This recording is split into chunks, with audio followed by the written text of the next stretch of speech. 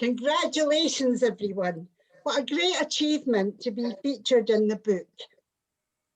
To order another copy of the book or multiple copies of the book, the instructions are on the website, or you can message me about that. Marie-Therese Taylor has worked tirelessly organising this event and providing you with a running order, so you all know when you're reading. We all know the protocol of Zoom as well, so please mute your mic when you're not reading, but more important than that, remember to unmute yourself when it's your turn. And if you want to mention the page number on surfing, people will be able to follow you. The event will be in 2 sections with a 10-minute break. During the break, we'll play Andy Jackson's patchwork poem that he compiled. He's also a previous Makar. So everyone, please relax. Enjoy listening to folk reading their work. The lovely Roseanne Fraser-Ritchie is going to compare the first half, and the amazing M.T. Taylor is going to compare the second half. So over to Rose to begin proceedings proper.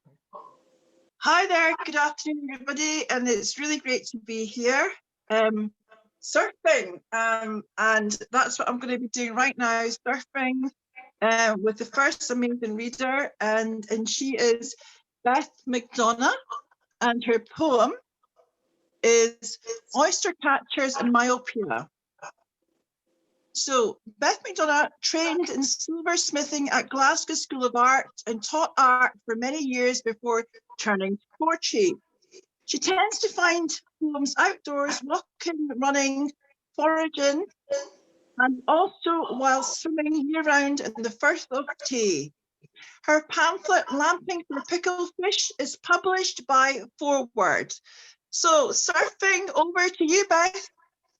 Oh, thank you very much, and thank you everybody for being here, and it's lovely to be here. And thanks, MT. I know I managed to sort of double book things, and she changed the running order, and I am hugely grateful.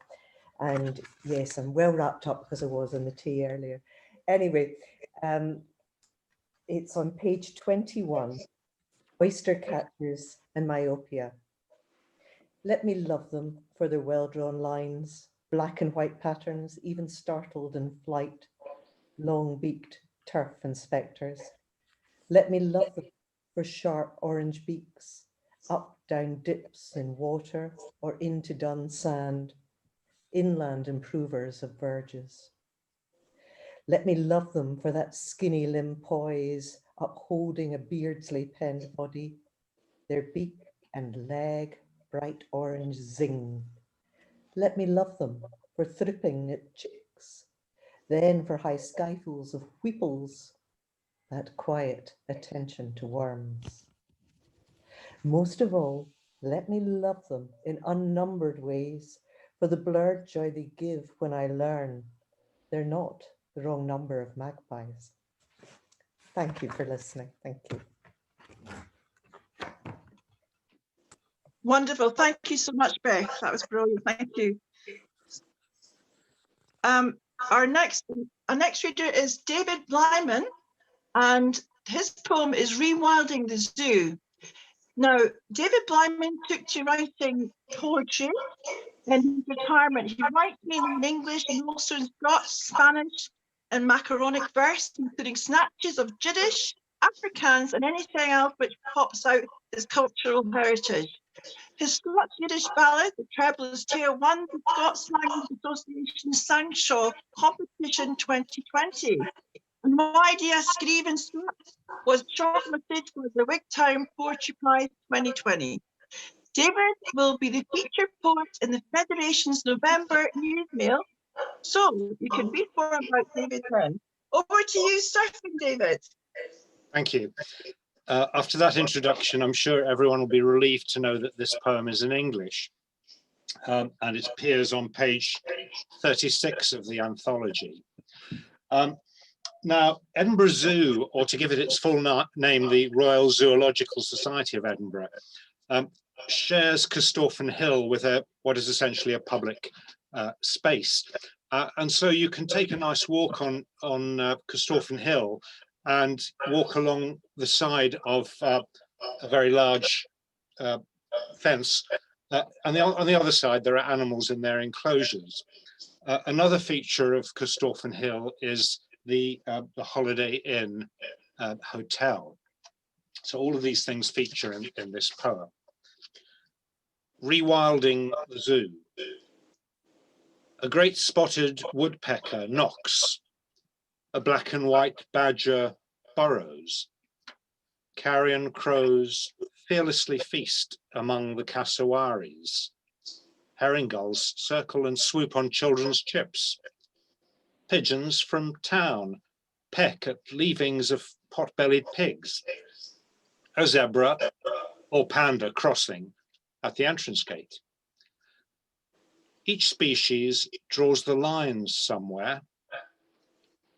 Animal man, sapient, Scottish, zoological, drew a line across Corstorphine Hill.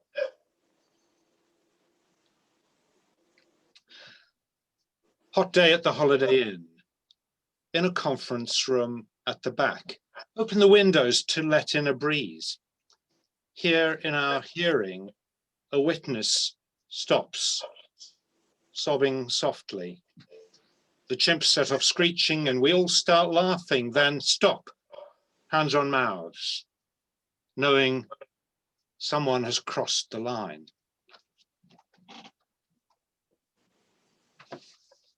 Wonderful, David. Thank you so much. Happy to meet you more about the Federation soon. Amazing. I'm going to now introduce Peter A. It'll just be 1 second.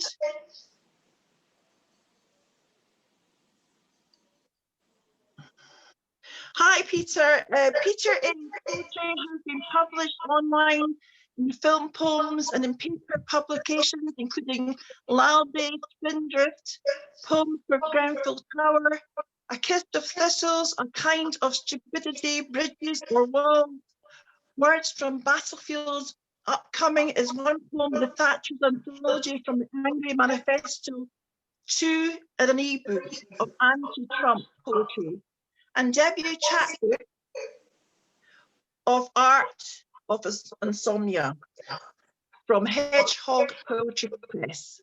That's late 2020 and that'll be early 21. So let's look out for that. And so Peter, please take it away. Thank you. Thank you, Rose, for your kind introduction, and thanks to the Federation for publishing the very first piece of non-poetry for me. It's called Taste. On the snowflake journey to the edge of town, I had no high expectations. Being told in advance that you're going to be amazed inevitably results in disappointment.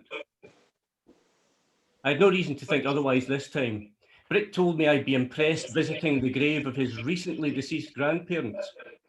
An odd thing to say, not to mention, an odd thing to do late on Christmas Eve. He assured me the sight would astound me. The first of its kind, he told me, and really expensive, he said. As we passed through the gated entrance, he was excited. I was cold. Okay, Brick, where is it? I asked. It's at the other end of the cemetery, Cammy, a kind of private area where the layers cost a whole lot more and there's security cameras and all that. Aye, of course, it would be at the expensive end, I thought. In recent years, Brick's family had become rather fascinated with money and what it can buy. Following the discovery of a new kind of synthetic quick-build construction material, the family business had multiplied its profits. From working-class roots, his dad had experienced a sudden rise to wealth. Just moved into a brand new 5-bed detached villa in the area locally known as Millionaire's Row. They filled it with expensive but tasteless furniture, giant TVs, electronic devices, glass and metal objects adorned with bling and crystal. Mercedes and Porsche in the garage. All the over-the-top essential non-essentials. Now, I should make it clear that Brick is my pal, whom I love dearly, and I really don't envy his parents' good fortune, but I never felt at home in their new property. On the other hand, I had the pleasure of visiting his grandparents a couple of times and felt more at home with them. It seems they were never entirely comfortable with the trappings of wealth and had remained unchanged by their son's newfound riches. To them, nouveau riche just sounded like nouvelle cuisine, something that was not to their taste. They liked filled plates of plain and wholesome food. They were hospitable by nature, forcing cups of tea and toasted scones upon anyone who visited. When their son offered to build them a little bungalow in his land, they refused to move from their two-bedroom council tenancy. The story of their deaths, I remember, had a simple poetry about it. Both in their 80s, his grandma continued to look after Grandpa to the end. He'd been in bed calling for a cup of tea when he sustained a massive heart attack. Grandma accompanied Brick's dad to the hospital, but the medics there were unable to save him. As the doctor confirmed his demise, Grandma called out his name, then, unable to let him go on alone, succumbed to a fatal stroke and joined him. As the light snow turned to chilly, wet sleet, we made our way to the furthest corner of the cemetery, where Brick glanced back at me with a smile, looked around quickly in the darkness as if checking no one else was watching. He pulled a remote control from his designer hoodie, whispering, "Watch how cool this is," directed the device and pressed a button. As my eyes adjusted to the darkness, I saw there was a low building ahead of us, and a door on it was opening slowly, a pale light spilling from inside. He signalled for me to follow him in. There it was in all its glory, a grave much as you'd see anywhere but on a larger scale, surrounded by a chunky black marble border, its oversized white marble headstone inscribed with rose gold lettering. I didn't get round to reading the inscription, however, because my eye was drawn to the animated green hologram in front of it. Distracted, I could only think of that wee hologram from Princess Leia in the first Star Wars movie I saw. "What you thinking?" Brick asked. But I couldn't tell him I was thinking about how money can't buy taste. Anyway, I quickly dismissed that thought when I saw what the holographic performance depicted. Brick's grandma seated in a chair, Brick's grandpa seated in a chair, his standing grandma on gift-style repeat, pouring for eternity from a never-emptying teapot into the never-filled mug held by her husband. It finishes with them both smiling outward and waving to visitors. "What you think, mate?" Rick repeated. "Be honest, man." "I'm thinking perfect, mate. Perfect." And that was perfect, Peter. Thank you so much. Thank you. Surfing. Thank you very much. We're going to go now, in the meantime, to Morag Smith. Excellent. Morag Smith with her poem Buoyancy. Morag Smith's short stories and poetry have been published in numerous magazines and anthologies, including New Writing Scotland, Poetry Ireland Review, Nitrogen House, Gutter, and The Scotsman. She is one of the memorable high-built apprentice poets for 2019-20. So, Morag, are you there? Hi, Rose. Yeah, I'm here. Wonderful. Thanks, Morag. Hi. Take it away. Hi. Oh, right. Hello there, everybody. Yeah, Marie-Therese is very kindly holding up the poem for you. I'll do the same thing. It's a wee bit of a kind of concrete poem, which I don't normally write poems like that, but this one just seemed to kind of lend itself to it. And hopefully the shape will become kind of obvious once I read it. It's on page 27 and it's called Buoyancy. You tell me I carry too much, and you're right. Mother's weekly shopping, her puzzled shadow that telephones at 1 AM, her locket round my neck engraved by 9-year-old teeth. She started young. My children, from the day they were born, over 176 kilos between them. My father-in-law on his hospital bed, the birds waiting to be fed every morning, quieter and hungrier than before. And I still haven't read The Unbearable Lightness of Being. So you tell me to let it go, as we watch this rusting and decrepit battle cruiser yaw to windward, too low in the water, which is not surprising, what with the millions of dying bees swarming on the mast and the entire Vatnajökull glacier melting through the deck, while from the stern, that woman who keeps texting to tell me meat is murder and wants to go for coffee sometime gives me a passive-aggressive wave just before they slip over the horizon. I shrug. What can you do? Our arms twist together, buck like kite strings. We kiss, close our arms, drift up. Thank you. Wonderful. Thank you so much, Morag. Beautiful. Right now, David Gilby. Is David Gilby there? Yes, I am. Oh, that's fab. Okay, David. Your short story is called Soup of the Day. Now, David's play is Unforgiven, Molly Macaulay, I Slept with Goofy, and The Madness of the Woodcutter have all been performed. Molly Macaulay, Demanding Maureen, and The Tale of Ordinary Love have been read on the radio. Yellow Man Walking reached the short list of the Mackintosh short story competition. Rules of the Dark Wood is a novel which he self-published. David says it all seems so long ago, but it's not now, David, so take it away and start. Thank you. Okay, thank you. It's called Soup of the Day. I was going to call it Soup du Jour, but I didn't want to sound pretentious. Here we go. It's on page 45. She looked at him as he put the apron on. Do you want to wear that? She asked. I don't want to splash my golf sweater, he said, or my golfing slacks. He looked at his noisy trousers and thought you'd be hard-pressed to see a stain on that pattern. The first thing we need to do, she said, is to make a stop. Aye, well, how do we make that? He asked, as if she should know what he didn't know. And she did know what he didn't know. Mind, I've got to be on the tee at 12 o'clock. And it's time you learn to make soup. I know, he said. I mean, what age are you and you can't make soup? Well, I never had time. Well, you've time now. Go and get me the ham hock out of the fridge. He presented her with the ham hock wrapped in plastic. For God's sake, take it out of the packing. She watched him struggle and his face reddened, and after a few minutes he looked at her and she saw the small puzzled boy inside the angry man. Why do they have to wrap everything so you can't get it out? She handed him the kitchen scissors and he produced the meat, bone and skin and handed it to her. Then he bent down and picked up the hacked pieces of plastic that lay on the kitchen floor.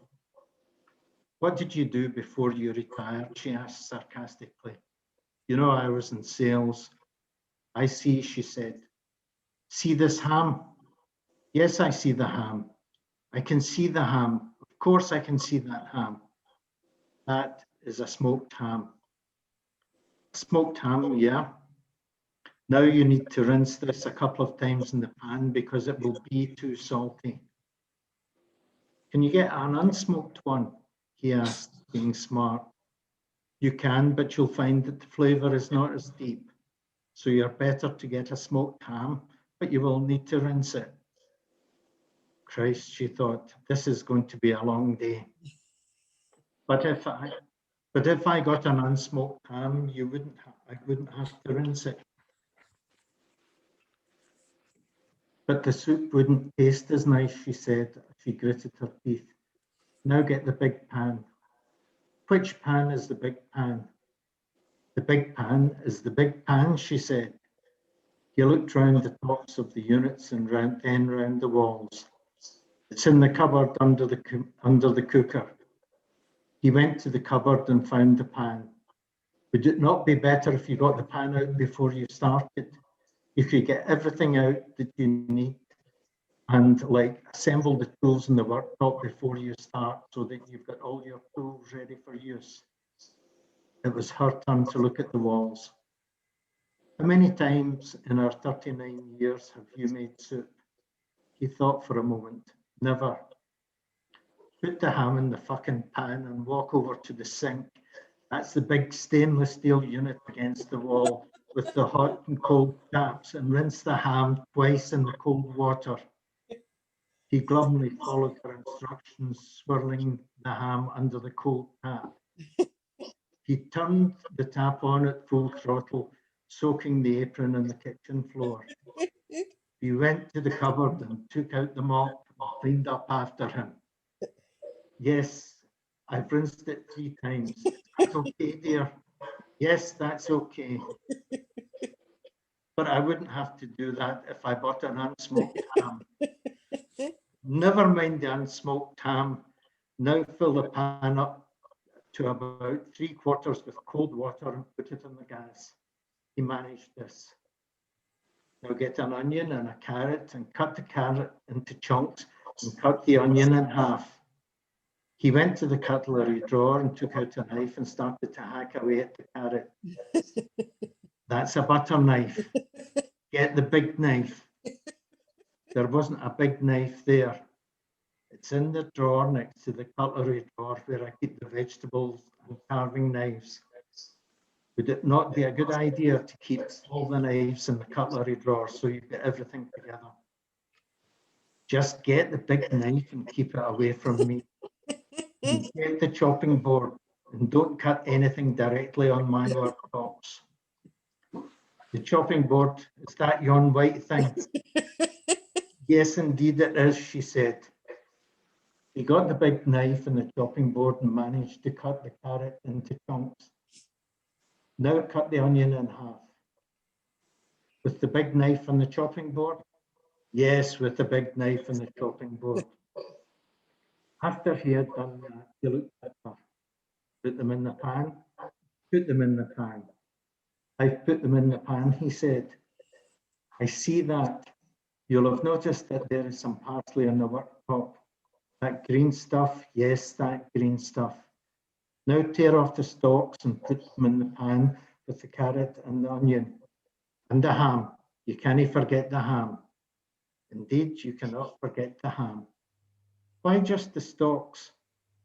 Because you'll chop the tops up at the end to add to the soup. It'll give the soup a bit of colour, so it'll look better and give it a bit more taste. Why can't I just throw in the lot? It would be easier. Just do it. He gave her a look, then tore the stalks from the leaves of the parsley. Throw them in the pan. He gathered up the stalks and threw them in the pan. I just thought it would be easier. For God's sake, how long have I been making soup for this house? Yeah, all right. Now get the pepper grinder, take the top off, and take out 8 or 10 peppercorns. Which is it? Which is what? Is it 8 or 10 peppercorns? Either. Should you not be precise? 9. Get 9 peppercorns and put them in the pan. He painstakingly took the top off the grinder and counted out 9 peppercorns onto the worktop, scooped them up and dropped them into the pan. See how easy that was, she said, in those strained tones that you use when you're taken to the outer edges of your sanity. Now turn up the gas and bring it to the boil. And then what? Once it's boiling, turn down that gas so that it simmers for maybe a couple of hours. And that's you made soup, he smiled. No, that's you made stock. Oh, Jesus Christ, can we not just open it? No, you've got to do this properly. When I'm gone, I don't want you reaching for the frying pan or the tin opener. He dropped his head, and when he brought it up, his eyes were full of tears. I'll never learn all that, he said. Not without you. Don't worry. The consultant said I should have 3 good months. That should be long enough. I don't think I can handle this, he said. I'm not strong like you. You'll be all right, pet. I'll show you. She walked over to him and pulled him to her. His head fell on her shoulder. Did you get the butcher meat, she asked. He nodded, words being beyond him. She put her fingers under his chin and lifted his head up, and she looked him in the eye and said, tomorrow I'll show you how to make your favourite stew. Very good. Oh, that was absolutely fantastic. Please let us all know when you're back on the radio. I want to listen to you back on the radio. That was brilliant. Will do. Thanks a lot. Thank you so much. Okay. So that was David. That was David. Brilliant. So Mandy McDonald, can I just check that you're in the audience, Mandy? I'm going to read anyway about Mandy McDonald, and I absolutely love this title. I love saying it. Listening to Vivaldi in a Premier Inn. Amazing. So a little bit about Mandy. Well, Mandy lives in Aberdeen. Her debut pamphlet, The Temperature of Blue, was published early in 2020. Recently, she has appeared in anthologies including The Hail Come Jaffrey from Candy Tree Press and the Doric Board, Bloody Amazing from Dragon Yaffle, and Reflected Light, New from Grey Hen. Future plans include combining poems with music and with photography, but just now it's the inevitable lockdown lyric. And the next stop is Extinction Epistles. Extinction Epistles. Love her titles. Amanda, are you there?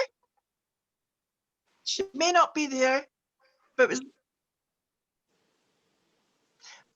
she may come back later on. But it was lovely reading that title. Lovely reading about Mandy McDonald.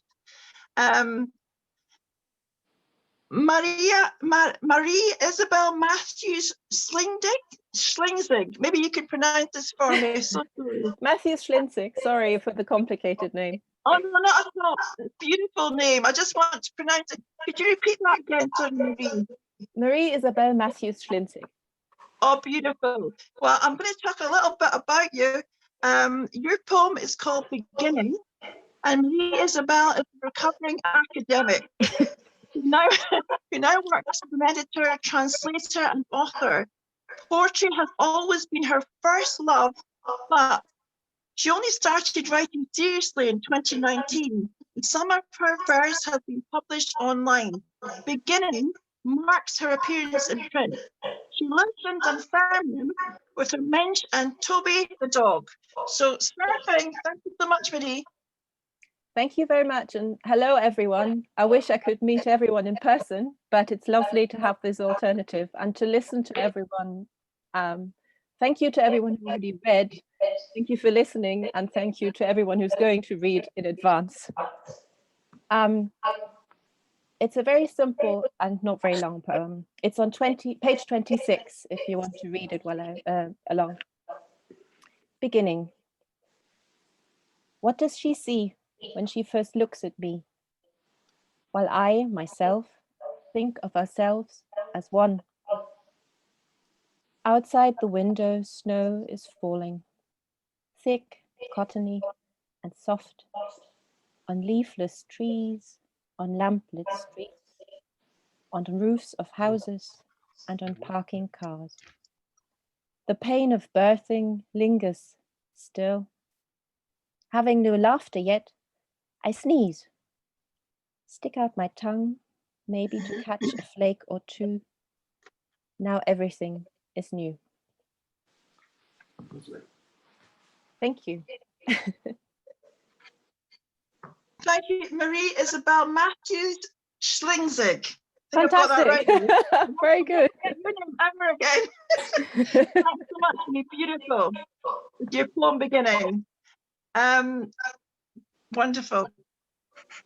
I think I have, I'm just going to check if David Mcveigh is in the audience, please. Sure am. Well, wonderful, David. I'll talk a little bit about you, because your short story is called Flagship Policy. Now, David lectures in communication at New College, Lanarkshire. He has published over 120 short stories and a great deal of non-fiction that focuses on history and the outdoors. There's a little bit more about you. He enjoyed, oh, I know what you enjoy. You enjoy global walking. You enjoy visiting historic sites like my husband. You guys got on really well together. You love reading, watching telly and supporting your hometown football team, Kirkconnell Rodroy FC. So thank you so much. Take away, please. Thank you, David. Hi there, folks. Can you all hear me okay? Yes. Grand. This is the first half of the story Flagship Policy. It's on page 22, but I've filleted it a wee bit to make it an easier read. So it's probably more of a listen than a read. Flagship Policy. Ooh, scones. Marvellous. Pour us a coffee, will you, Brian? Now, Brian, just before your meeting with the Azerbaijani ambassador, I thought I'd bring you up to speed on the policy proposal we raised last week. Come on, you remember. We nicknamed it Operation Long Drop. Look, take it easy, Brian. Just listen, will you? I know what I'm talking about. You're only the Prime Minister. You just had to be elected. I'm qualified to be your confidential policy advisor. Yes, Brian, I'm aware that our official policy opposes capital punishment. What you don't get is that when we propose reintroducing public hangings, we're focusing on the public, not the hanging. It's not really about punishment or crime. It's about strengthening community, boosting the economy, bringing back the feel-good factor. Hanging fairs will give people regular parties, something they can go to with their mates, take the kids, socialise with the neighbours. They'll want food, drink, sideshows, entertainment, transport to and from the hanging. Whole industries will spring up just to cater for them.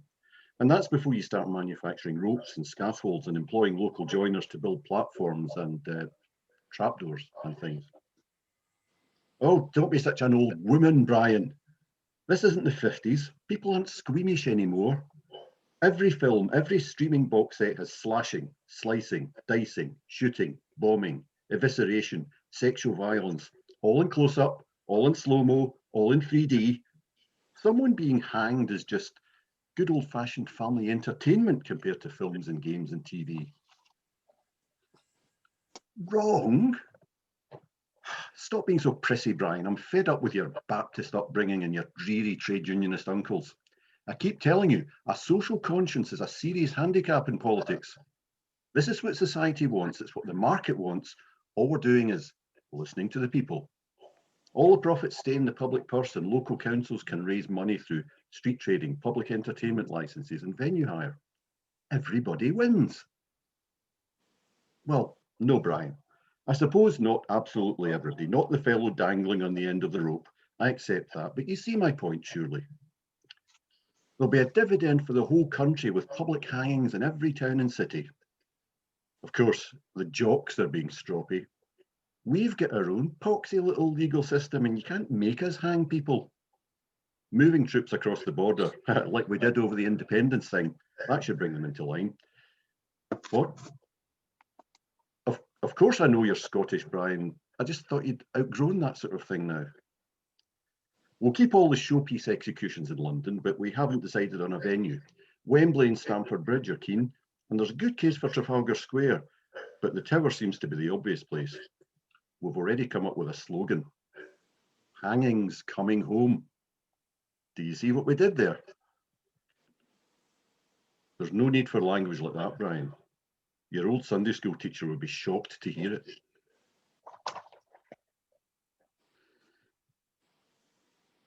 Oh, wonderful. I'm going to have to read that through again. I really enjoyed that. Thank you so much. Thank you. Ross McQuinney? Yeah, well, I'm here. wonderful. Are we chat about you here, Ross? Your poem is Castle Bay, and Ross, your special needs teacher, recovering history teacher, and one-time classroom from Glasgow. His work has recently been published in From Glasgow to Saturn, Marble, and Primo Poetica. He's happy to admit he has no idea what he's doing, but we'll be the judge of that. Right away. Thank you. And just a wee quick thanks to everybody who's put this together. Okay. This is Castleby. I can see her from the roadside. The wind is on her breath, wheezing in keels, long-stashed and rotting, snorting in barrels whose brackish catch of rain and rust pollutes concrete. Twice a day she comes to gnaw the shore's knuckle at the place rough fingers ran through her rougher mane of ropes and forgot the cold of her deep meadow, her black stable. A boy flashes, gale is spliced to tide. Gulls share all this and do not care. Everything is half finished.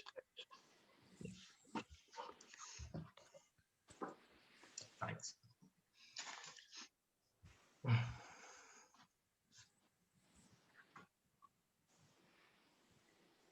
Rose, can you unmute, please? Hi there, thank you so much, Rose, thank you. Can we go now to Greg Michelson?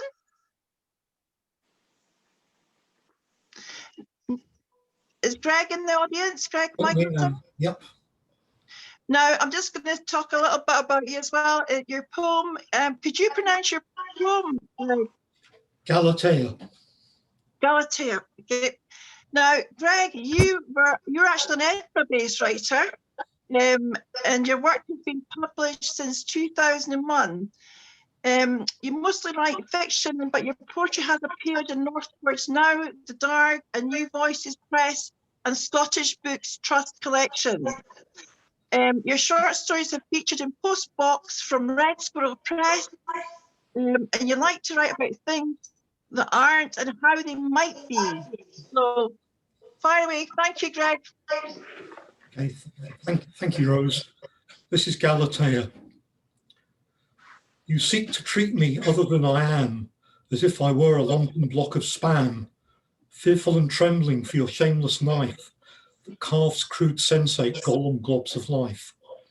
Coax me, wheedle, deprecate and flatter, slice me up and lather me in batter, tolling the deep fat fry's bubbling knell, encase me in your crisp protective shell. Pink and naked, lurking deep within, yearning yet for my dark embracing tin.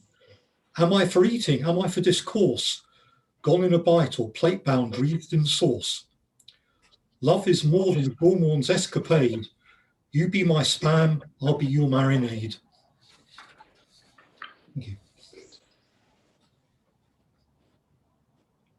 Brilliant. Thank you so much for that, Greg. Mark Vernon Thomas, are you there? Yeah, I'm here.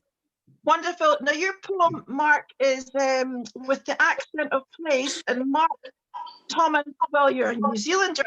My daughter's in New Zealand at the moment, in Littleton, New Zealand. And so you were living in Makar, southwest Scotland, is that right? And you've been published by Takahe, can you pronounce that? Takahe. Takahe. Poets Republic and Northward. Now magazines in 2020, and you're included among the champion 2020 poets on the Scottish Poetry Library website. And we're happy to know that you're very fond of cats.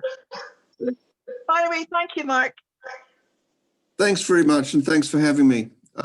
From that intro, you pretty much know what this poem is all about. It's about place, belonging, and it's got a reference to Jackie Kay's wonderful poem, In My Country. This is the accent. It's on page 80. I try and roll my vowels like tires, but they stay flat. Not the flat of northern folk, from fells and dales, mills and moors, still rerunning the War of the Roses. No, mine are the sounds of the South, deep south overseas, deep sheep country with bleats and bars and close cropped syllables, not an R in sight, no burrs, just biddy bids, less pronounced, no less prickly for all that. In Scottish bays and braes, I stick out, a kiwi at a cayley. And when the questions come, inexorable as erosion, the answer, these parts, mate, parts, doesn't hold back the tide. Don't pass for a local, but local I am. This is my place too. My Tauranga Waiwai here in the west. Home now, with gannet seas and the guard dog barks of deer at dusk, an echo of long ago. Thank you.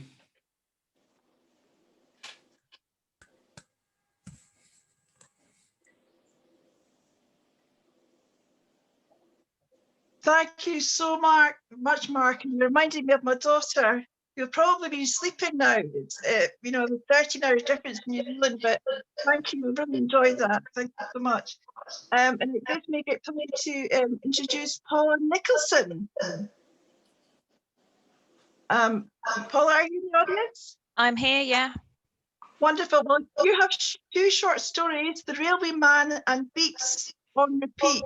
Now, Paula, you live in Mcveigh with your family and an overly chatty cat. We love cats.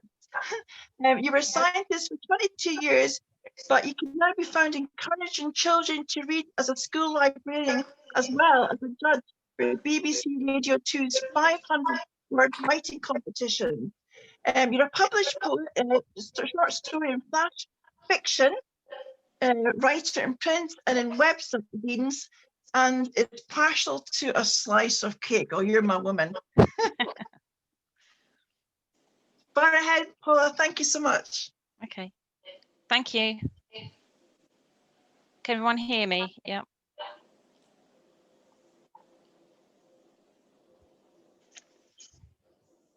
Okay, I'll start. Can everyone hear me? Yes. Can someone wave or? Yes, Yep, yes. Lovely. Thank you. Right. Just want to say thank you very much for my introduction and for accepting my work in this publication and inviting me to this event today. So the first one I'm going to read to you is The Railway Man on page 25. And this poem was inspired by the actions of Corporal Desmond Doss in the Battle of Okinawa in 1945. On Hacksaw Ridge, but the character within the poem has actually been inspired by Japanese prisoners of war who would often try and remember quite mundane things in their lives to cope with lots of horrific things that were going on around them. The Railway Man. He was a railway man through and through before the war. He built the carriages to run across God's country. They said he could be a medic, a saver of lives, not a killer. Left behind from a precipice assault, a remote Japanese island that even his geography teacher never knew existed. Facing an enemy he couldn't see, his skin prickled with the heat. The smell of charred bodies clung to his uniform. The cries of the injured had become his new best friend. He remembers the satisfying slam of train doors, and the reek of used engine oil. Japanese prisoners built railway lines, bodies buried alongside the sleepers. No sleep for him. It was time to tell the dead they were loved, eyes shut for the last time. To hold the hands of the wounded, whisper they'd see their loved ones soon. To drag the saved to the cliff edge, and with rope tied to their tired bodies, lower one by one, just like broken down train carriages, ready to be repaired. He was still a railway man, through and through. And the second one is a little bit lighter.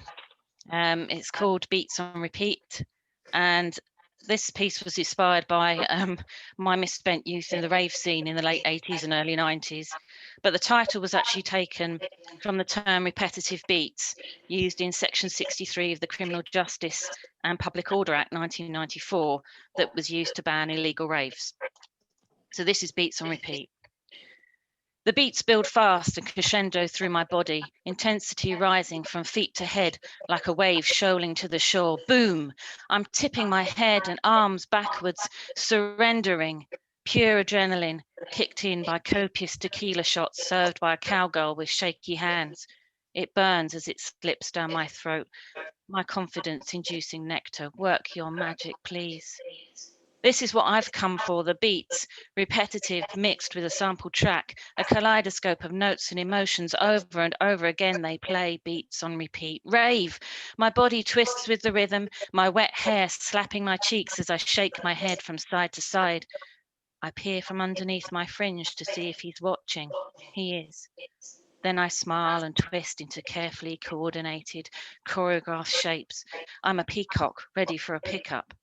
Tussling through the bouncers' petty dress code checks, a snatched, crumpled fiver to get in, and then pissing in front of women in a doorless toilet was all worth it. I can beat all the bad boyfriends, the rent, the shit day at work. Dance! I'm in ecstasy without taking any. I'm in heaven without being an angel. I can take on the world without leaving the club. My sweat trickles between my shoulder blades as he pulls me close. His kiss tastes salty, his lips soft yet needy.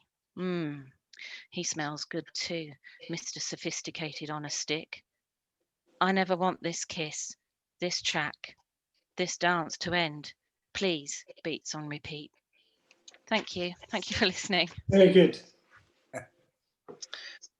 Fantastic, absolutely fantastic, Paula. Thank you so much. Thank you so much. And I just wanted to ask if Sharon, Janet, if Sharon or Mandy was in the audience. Yeah. Hello, can I come in just for a minute there? Yeah. Hi, Marie. Hi, I think Mandy didn't get the link and I've just sent it to her. So if she comes in the second half, we can hear Mandy then. Okay. Thanks, MP. That's brilliant. Brilliant. I just wanted to say thank you so much to everybody that read in the first half. So exciting, and I'll take my time going through all the work. And also, I'm so glad that we can actually watch the recording again. That's really exciting. And just to remind everybody, if you can see the poster, just to make sure, please buy this book, Surfing, or tell all your friends about it online. You know, everybody, tell everybody about it, and please buy it, so that we can continue, you know, these brilliant anthologies. I'd love to hand you over now to our wonderful, hardworking, beautiful chair, Jennifer Harley. So Jennifer, are you there, please? I am. Thank you very much. Thank you very much for beautifully introducing everybody, Rose. Wasn't that wonderful, everybody? I'll do all my thank yous at the end and crack on with proceedings. I hear a lovely wee dog barking in the background. I don't know if it belongs to anybody here, but maybe if you mute your microphone, we wouldn't hear so much or her. So now it falls to me to make the announcement of our Scriever for 2021. What will happen now is Charlie Gracie, who's our current Scriever, is going to read first, and then our new Scriever will read after him. I'll introduce each of them. We did give a little clue about who the new Scriever was going to be, so the eagle-eyed of you might have spotted that it's going to be the wonderful Leela Soma. So congratulations, Leela. We'll hear a wee bit from you later on, after Charlie. So Charlie, what can I say about Charlie, our current Scriever? He's worked so hard in a very, very difficult year for all of us. But we've got through there, thank goodness for Zoom. So Charlie's originally from Bayliston in Glasgow. His novel, To Live With What You Are, that was 2019 Postbox Press, was longlisted for the Bath Novel Award. His poetry collections, Good Morning, 2010, and Tales from the Dartry Mountains, 2020, were published by Die Hard. He's now currently working on a new novel and a poetry pamphlet. Charlie now lives on the edge of the tropics. Today, he's going to read an extract from a recently published story on Border Post. Charlie, lovely to see you. Thank you, Jennifer. So it's great being here. Appreciate the offer, and it was a joy to follow on from Olga Voitis, and an equal joy to precede Leela Soma. So I feel honoured to be sandwiched between those two wonderful people. And I know we'll have a formal event at Tinseltail, so I'll not say any more, but it's been a great year despite the horrors. So I'm going to read a section of Border Post, which you can read in the Blue Nib site if anybody wants to see the whole thing. This is a first-person narration story. An older man who set up a bothy on the border just in Scotland, just with the border with England. And his bothy is made of shipping containers. I don't think anything else needs to be told. It should be fairly straightforward. This is about a quarter of the way into the story. But there are no grandchildren yet. I say yet, but it's been 7 years since each of the twins has been settled.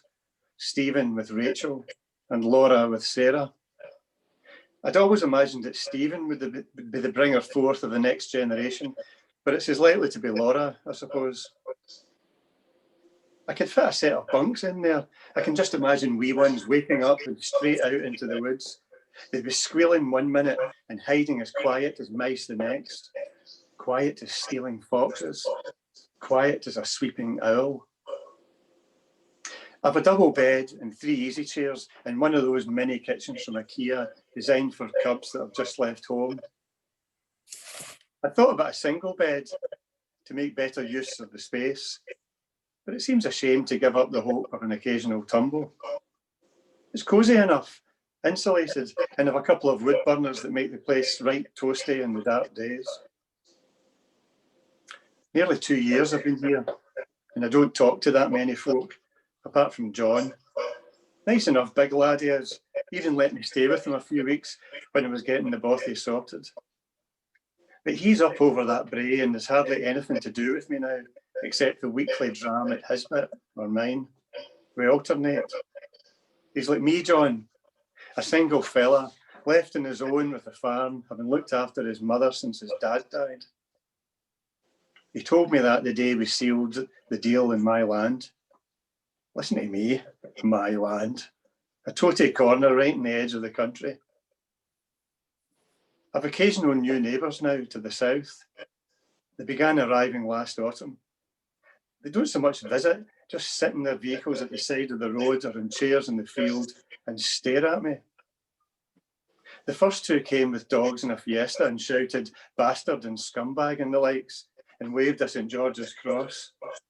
They stayed for 20 minutes and drove off again, their horn blaring all the way till they were out of sight. A fortnight later, they returned with a white van and a minibus full of people. They pitched 2 tents and lit a fire. A mixture they were, 3 or 4 lassies and a clutch of men and boys. They sat and drank and shouted things till it got dark, and packed everything up and drove off, horns going mad into the dark of Kielder. They appear every so often, and it's always the same. Stephen and Laura came down to talk to me after the second time. I knew John must have phoned them because I'd said to him about it at a weekly dram. Dad, Stephen and I are just worried about you. Then he came in. They say anything to you? Did they hurt you, Dad? They were only trying to help, I know that, but I chucked them out anyway. Get yourselves to blazes and leave me to live my own life. Something like that, I said. They knew well enough to go, and I could see them yatting to each other as they headed back to Laura's fancy motor and away up the road to Glasgow. John admitted it was him that told them. Just a bit worried about me. Didn't want to cause too much of a fuss. Well, I made it clear to him what kind of fuss you get behind folks' backs. I was still up at his bit for a dram the next week, but no hard feelings. Thank you. Thank you. Thank you so much, Charlie.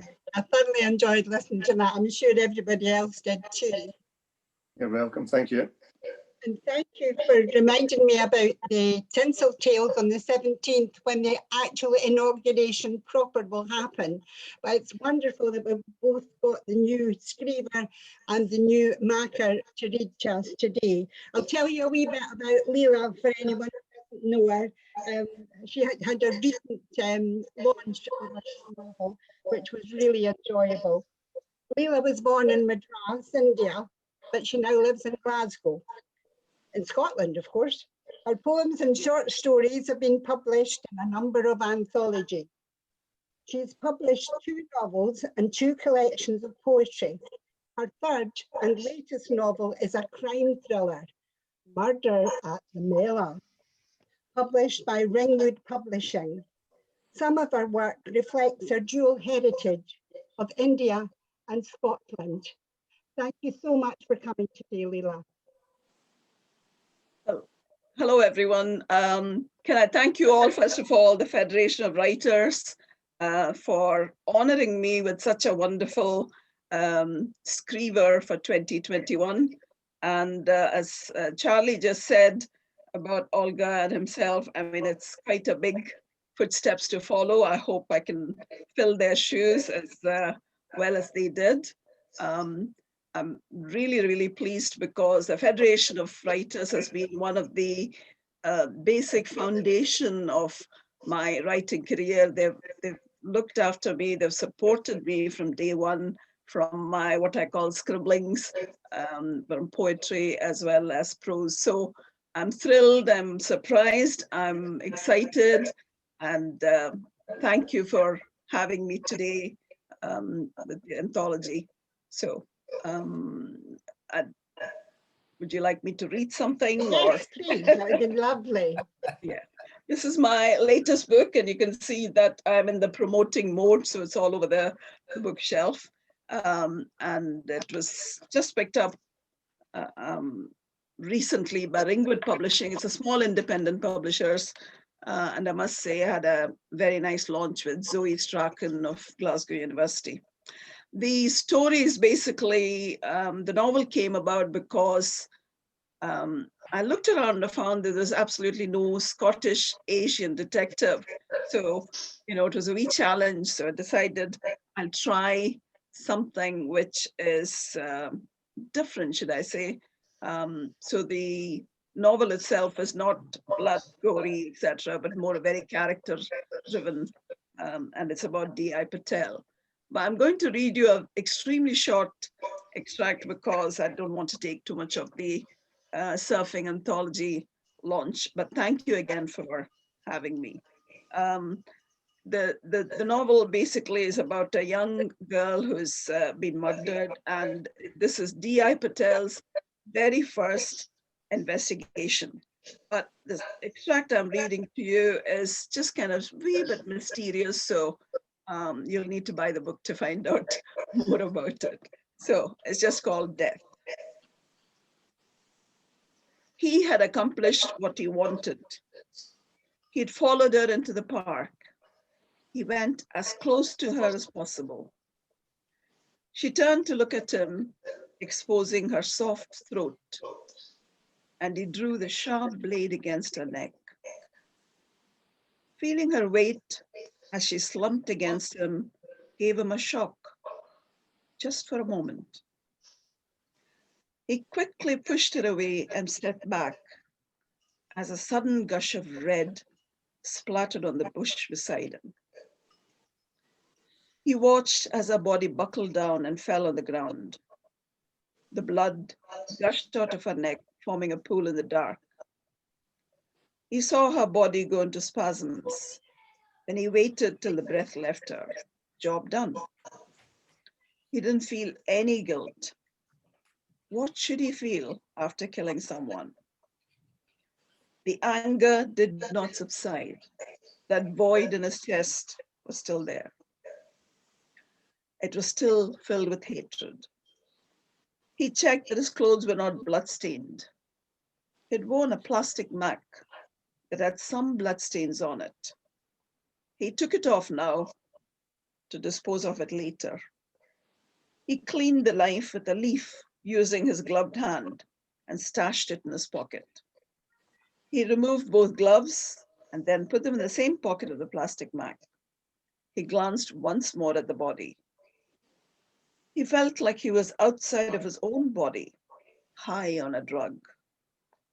He slunk away into the darkness. I'll stop there, but after saying it was not blood and gore, it is a bloody bit. But thank you, and thank you again for your kind and warm wishes. Thank you. Certainly deserved, Leela. Well, now we know about the murder. Yes. We need to know about the intrigue of who did it. Yes, absolutely. Thank you very much. We're actually now going to take a 10-minute comfort break, so you can get up, have a coffee, drink, whatever you would like to do. During the break, we're going to play the video of Andy Jackson's patchwork poem, which I put together from pieces from members of the Federation. So the time now is 15:03, so there will be a countdown telling you when we're coming back on, and it'll be MT who'll be hosting. So if you could all be back for, well, that's 15:04, 15:14, please, when MT will take you through the second half. Thank you very much, everyone.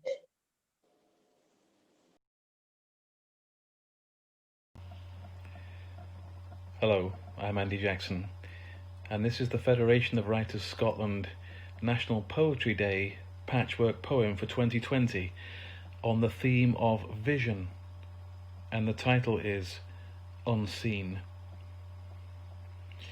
I'd always meant, when the time came, to feel connected momentarily to a memory of place where wanton weeds and wildflowers, tender, wet, exposed mid-sway, are caught by the all-seeing one. My sunflowers, ill at ease, climb with no restriction. A fairy flies in on a song thrush. Jim is na sheen on tung gan tarincola. Time and essence pulled together. I write in my own shadow, booze addled in a late-night snack bar, thin and short, looking half dead, waiting to broadcast enlightenment with laptop and high-tech phone. An awful loon, but grateful for my vision. The moon turns her head. The evening thickens, the stars at midnight bleeding white, engineered by angels, rouged in harlequin robes, were I only wearing my glasses. The fear of applying paint to a canvas, yellow sunshine straight from a tube, like a lamp in the shadowy aisle, glorious green, glistening, flickers of lash, soft light. I have always thought in colour. If not rose-coloured, then what tone or hue? Those eyes in the back of my mother's head see where you've been, know what's round the corner, like reading into someone else's poem. My glasses steam. She smiles. The future looks okay. But this is not the time to build sandcastles or rollerblade along the corridor. There are still adventures to be written, a journey of revelations. Just pause, breathe in, then out. Wink, blink, think.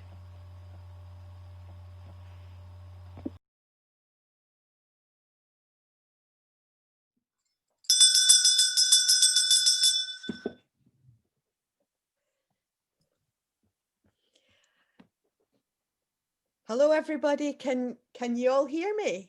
Yes. Great. Yes. Okay, I've got it.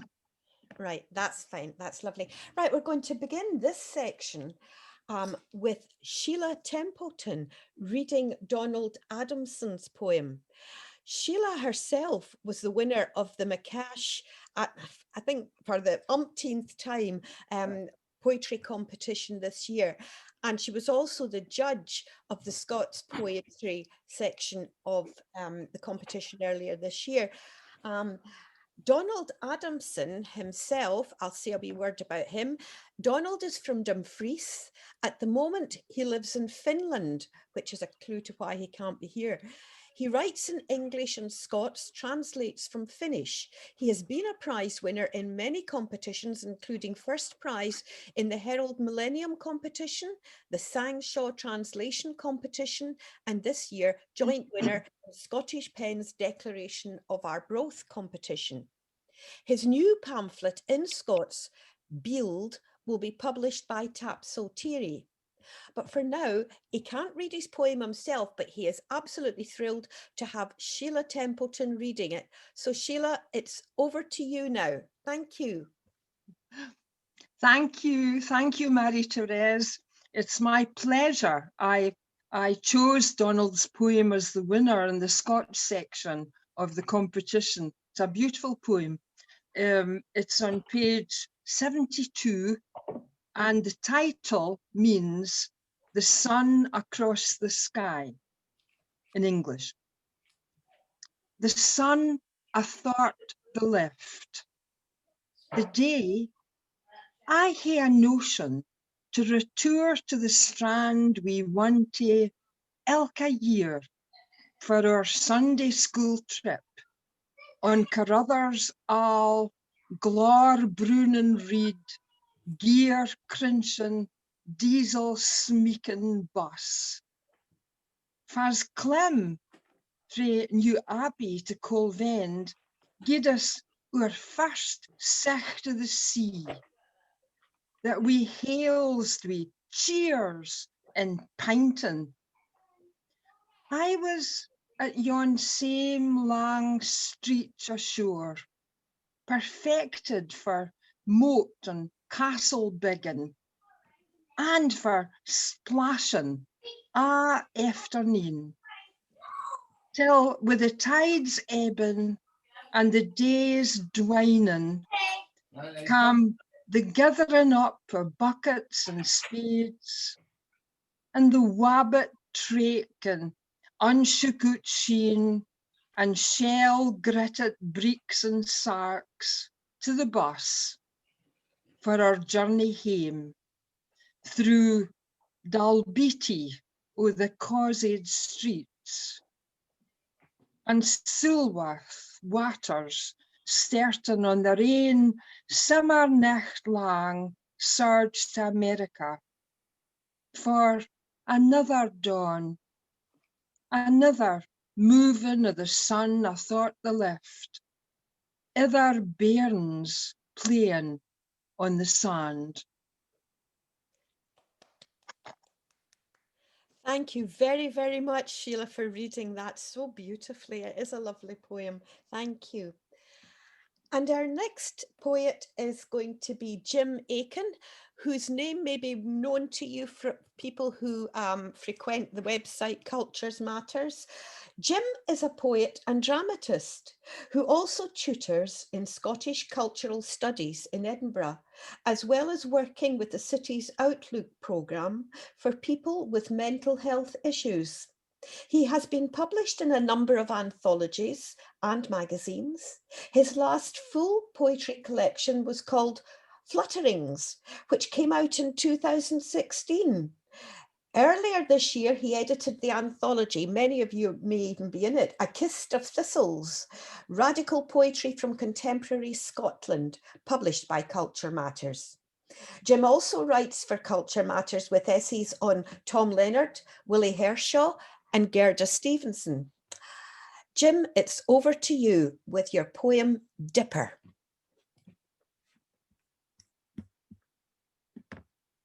Is Jim not there? No sign of Jim. Oh dear. Right. Jim?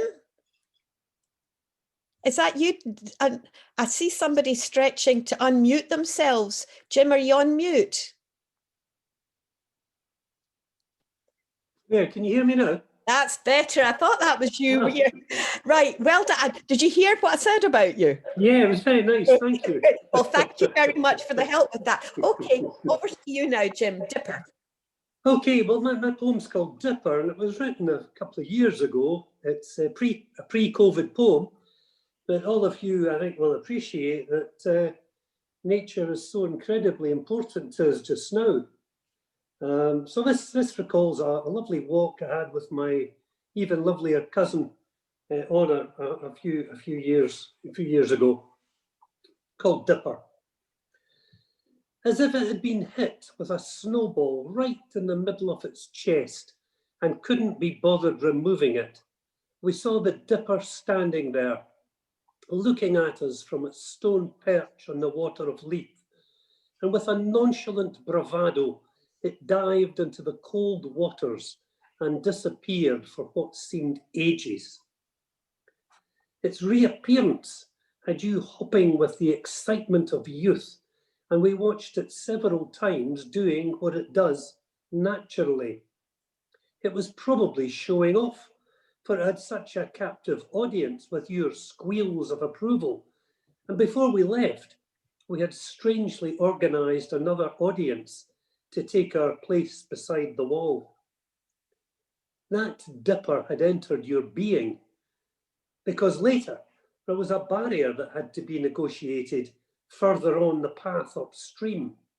You climbed the barrier, no problem, but wanted to jump down instead of using nearby steps. The 60-something granny you are became a 20-someone else, with years slipped away like a dipper, diving head-on into a rushing river. Thank you. 60-something granny that I am indeed. Right. Well done, Jim. That was lovely. Now, if you're here, Steve O'Brien, I'm going to introduce you. Stephen is a member of Larg's and Strathkelvin writers groups. At SAW conferences over the years, he has won prizes in categories which include short story, crime novel, radio drama, and one-act play. He seldom submits works to magazines or competitions. Too little patience, he says, for the interminable process. But he's glad he submitted to this one. And it's a poem this time. Steve, The Summer Ball. Yes, thanks very much. I apologise, first of all, for turning off the video because I've got an absolute aversion to Facebook and Twitter and all that sort of stuff. So that's for personal reasons. And I hope you accept that. Anyway, The Summer Ball. And I wrote this little poem because I think most of us have had this sort of experience in our lives at some time. Susan Harris, bathed in summer fragrance, stands all alone in platform 1. Her father in the car park smiles, thumbs up, can't stop the pounding of her heart. On tiptoes and with trembling hands, she shades her eyes from the dying sun, till squealing and hissing through steam-kissed air, the train arrives. After a moment, doors burst open, strewing passengers happily homeward. At the rear, the guard jumped down to take his place behind the crowd, till finally the last door slams, like a shotgun's blast to strike her heart. A whistle blows, the train moves on, and Susan Harris, bathed in summer fragrance, stands all alone on platform 1. The end. Thank you so very, very, very much. Okay, thank you. Next up, I'm going to have one of my favourite ever short story writers, Mary Nixon. She never fails to bring a smile to your face, and actually I love this story, and you can read it fully in the anthology. So Mary has another of her school stories in this year's anthology. The stories all centre around her last year in primary school and include the same friends and, most importantly, her granny. She writes flash fiction and has had that published too. She's a member of the Partick Writers, and Mary is a Zoom newbie. So, over to you, Mary. Looking forward to it. Take it away. You go. Can you hear me? Yes, we can. Clear as a bell. Right, Guinness. We've got a new book called the Guinness Book of Records. I grabbed it first and started looking for things like the oldest teacher, the smelliest feet, the hairiest mole, but there's nobody in it that we know. That new boy Ewan said there's somebody 140, but that's rubbish. Even the teacher said, I don't think so. Angela looked up the bit about the tallest people, and there's somebody as big as Goliath in the Bible. The pictures are brilliant, and there's lots of weird stuff, like the longest nail and the biggest number of bee stings taken out of somebody.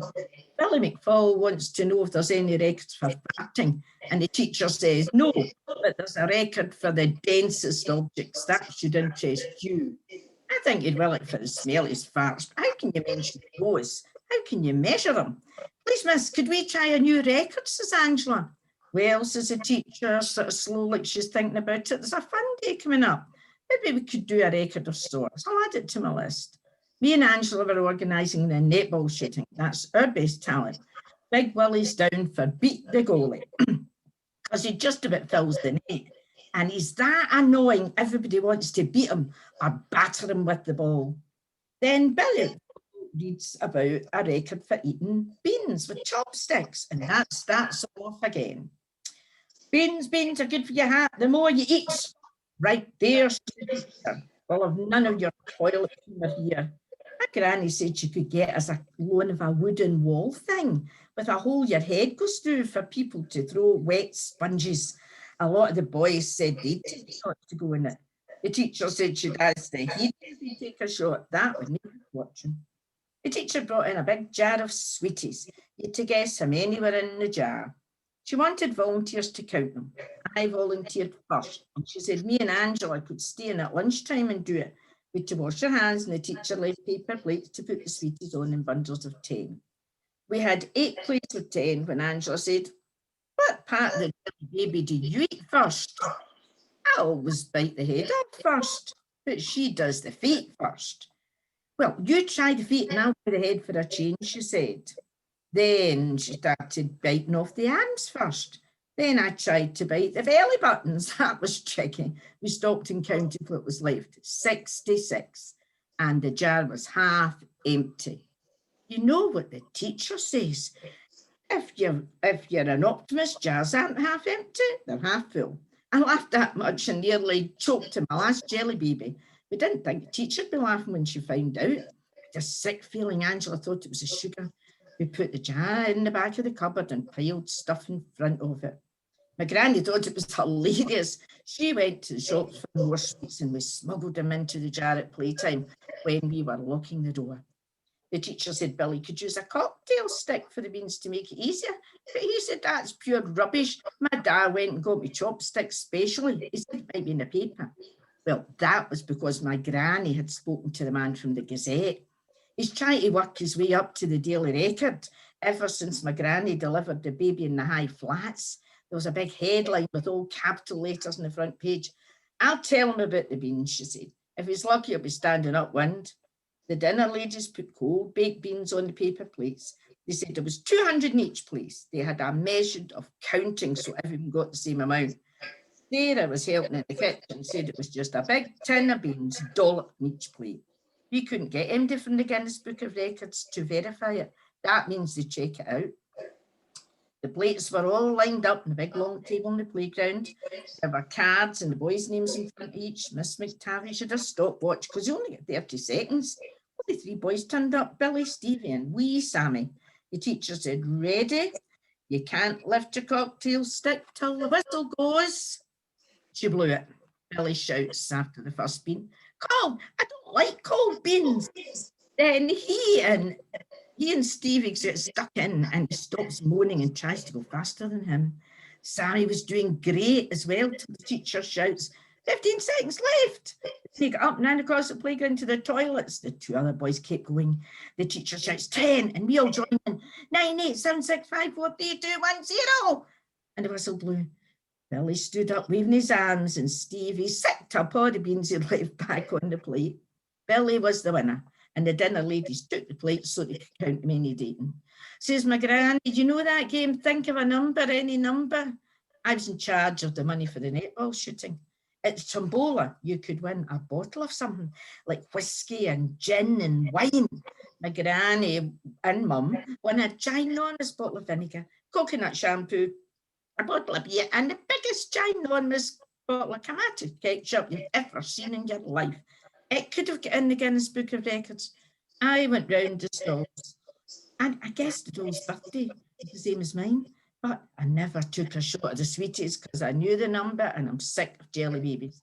The best bit was the wet sponges. I got Mr. Younger twice and Willie 4 times. Angela got Billy McFall 6 times, and you never knew if he was fatting because his bum was round the back. We were skint, but it was worth it. It turned out that Billy had read the book wrong. It should have been chopsticks and jelly beans.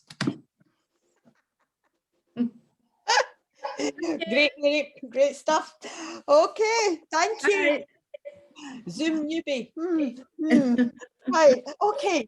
Next person is JL Hall. I hope you're with us. JL Hall is a Scottish writer.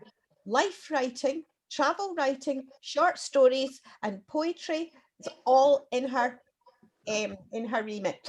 She is published across print, online, and podcasts, and has been a winner and finalist in international and national writing awards. She lives in Edinburgh by the sea, teaching, coaching, editing, and creative writing. Jaya, you're going to read your poem, When the Stars Fell. Thank you. Can everybody hear me okay? Yes, Yeah. that's great. That's good. Thank you. I have a very brief poem on page 57 if you want to read along. Thanks everybody who's read already, and thank you to all the team at Federation of Writers Scotland for putting this together and also for publishing my poem too. I hope you enjoy it. It's called When the Stars Fell. When the stars fell. I remember when the stars fell under your spell, onto my tongue, my skin, my bones, sinking deep into my soul, where they will always, always burn like gold. Thank you. That is so haunting. It really is wonderful, Jack. Thanks very much.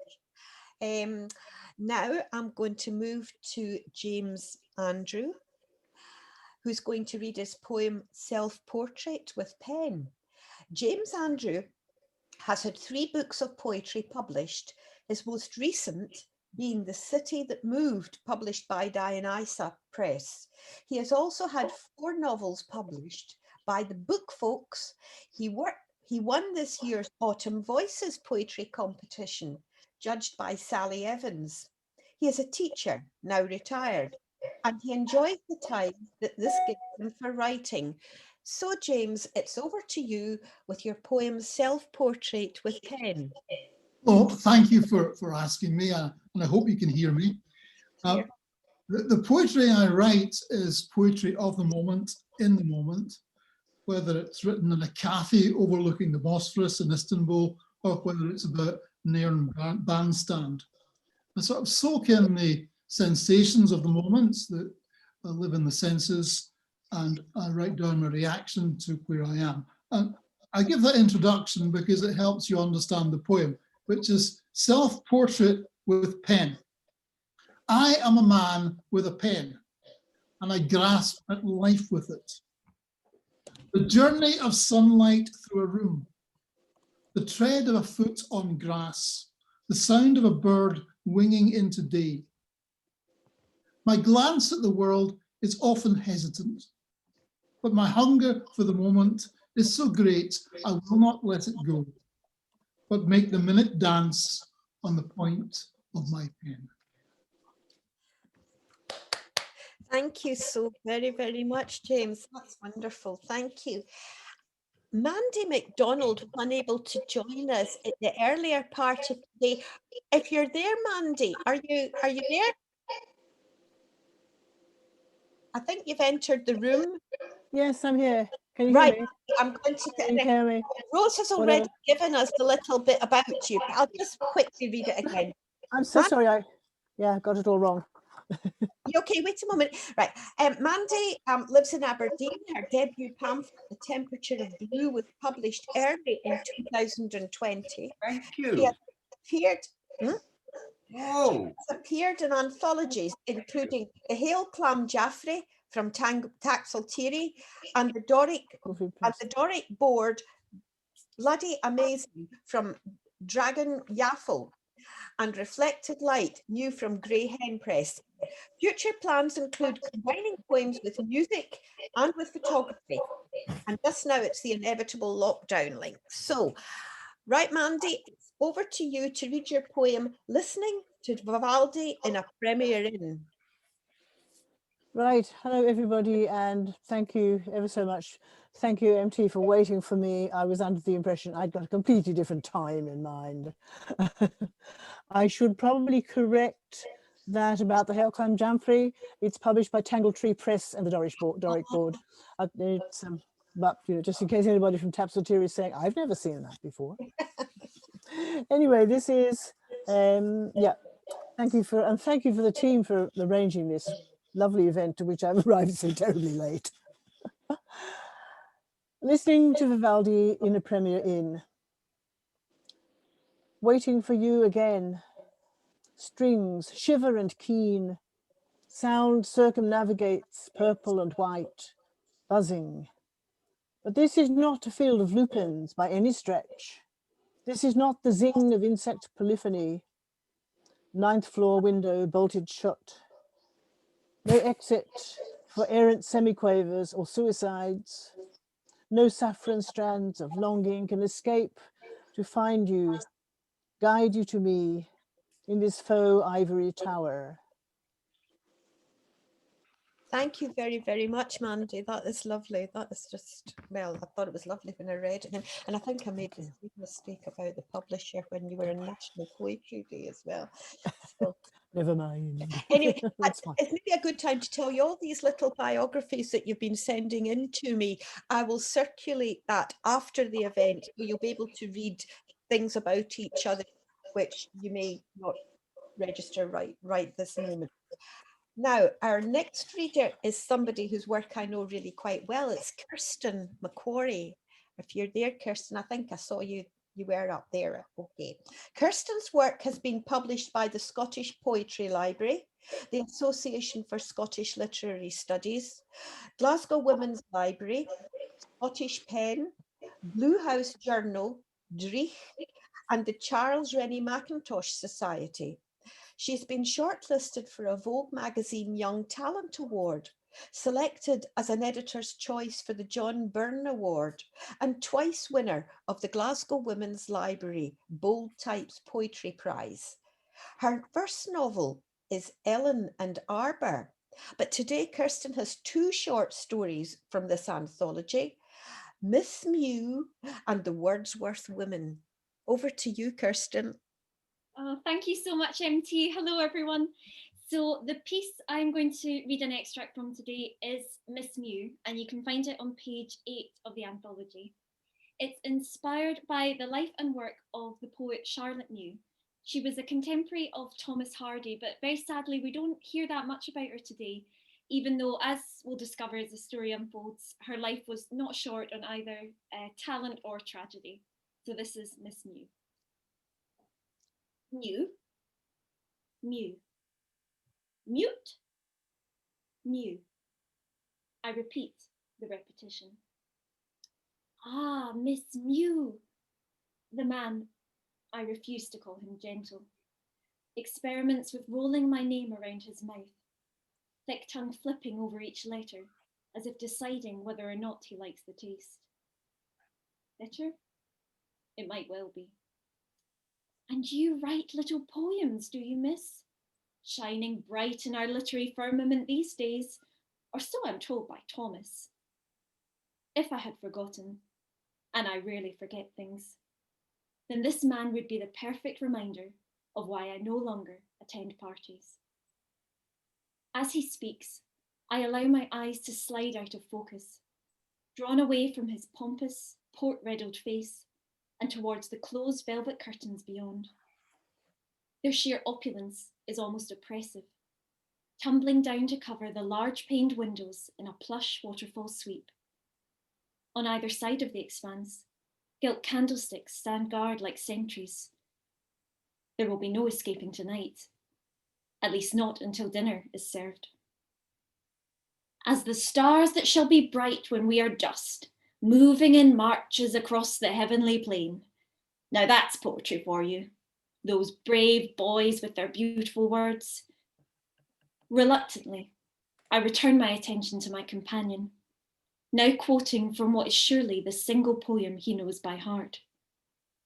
We all know it. We have since 1918. What do you write about, Miss Mew?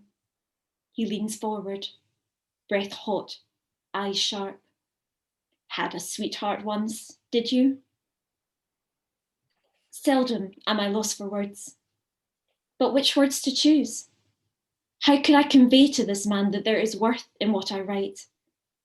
Markets and beggars, farmers and trees. When I speak of loss, it is not of the soldiers to whom monuments are made. It is of the tiny child who lives and dies without ever knowing a world beyond her sickbed. It is the loss of hope, of faith, or that quiet anguish of a loss which society forbids us even to mention. The loss of a mind when the body remains. Come now, sir, you have heard the farmer's bride. Impressively attuned to signs of discord amongst her guests, Florence glides across the room to arrive at my side. She truly is the perfect hostess. The florid fellow appears to swell up. No, it transpires, he does not know the farm bride. Farmer, Florence corrects him gently, nor does he wish to. When us was wed, she turned afraid of love and me and all things human. Like the shut of a winter's day, her smile went out. Florence halts. Just think of it. A new wife caught and trapped, poorly matched to a husband who will never understand her mind. Tragic, sir, is it not? Oh my goodness me, thank you. The young gentleman raises an eyebrow. The furrows of his plump forehead quickly absorb it. Well, Miss Mew, perhaps we can agree on something, he concedes gruffly. Woman rarely recognises the good fortune of her station. On the contrary, sir, I find most women know exactly how lucky they are. Superb, absolutely superb, Kirsten. Thank you. And now we're going to travel over the water to Mull. Derek Crook, if you're handy there, Derek. Oh, I've just done the wrong thing. Oh, what have you done, Dad? Oh, he sent his boy in just now. Hi, Seth, I see you. Hello there. Dad's having Is technical problems. It's okay. He's here now. Okay. Thought you were rowing over the right. Okay, right. Derek Crook. Derek Crook's poems have appeared in such volumes as Northwards Now, Poetry Scotland, Dreamcatcher, and Dreich Extra. His work has been performed by the Richmond Shakespeare Society. He has been published in California, and his work has been translated into Dutch by Miel Zwamborn. Right, Derek, you are going to read your poem, Winter at Ushkin Beach. Yes. Hello, everybody. I'm originally from Wales, and I arrived in Mull about 30 years ago while a long stay teaching English in England, of all places. My partner died about 11 years ago, and when she was seriously ill, we used to drive down to Ushkin Beach and sail out over the water to the island of Colonsay on the horizon. And there's rarely a week goes by without I go back to the beach. This is called winter at Ushkin Beach. The wind wakes weed-scabbed sand, stirs it, hisses it against sear stalks. Grains stumble as drugs do at dawn. One white fella, foot fast in sand trap, sways in impotent silence. The grey sea plots. Where I would see in summer the shimmer of water, the white winking of surf on the reef, hear the chatter of wavelets and birds and of children, there is now only drab reference. And memories? Yes, of course, there are memories. It's not, no, it's not for the surges of spring I long for, the creaking of husks wrapped round dry seeds, nor wisps of grass hanging from bird beak, nor an autumn of berries on blackthorn or rowan, or briars reddening, stiffening and arching, or grey lag geese waving slow wings of goodbye. No, now I dream of summer's serenity, fields of fully formed flowers footed in green, of succulents under blue skies, of lark hallelujahs, and you. Beautiful, Derek, absolutely beautiful. And you're going to be followed by your boy, Seth. When you're ready, Seth, I'll tell you what Seth has to say about himself. Seth is transitioning into a seal. He lives on Mull. He often writes about water and sea life. His poems have appeared in such places as the Rialto, Magma, Northwards Now, and Dreich. He also writes about naming and has an interest in visual poetry, as shown in his poems in Declarations and the Centenary Collection, an anthology celebrating Edwin Morgan. He has been lucky enough to appear in many Federation anthologies. Seth, I'll hand over to you to read your poem, Swimming Apart Together. Hello, everybody. Can you hear me? Yep. Grand.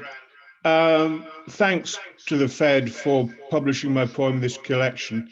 And I've had the good fortune to appear in a few before, and I've never been able to make one of the events. So it's lovely to be finally involved in a wonderful organization. All you need to know about the poem is that I'm a somewhat fanatical wild swimmer, which that flatters it a bit.